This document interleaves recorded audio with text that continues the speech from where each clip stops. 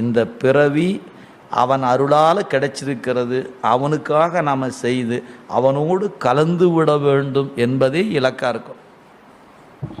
அது என்னைக்காவது இந்த புத்தகத்தை திரும்ப திரும்ப படித்து எட்டுதான்னு பார்ப்போம்.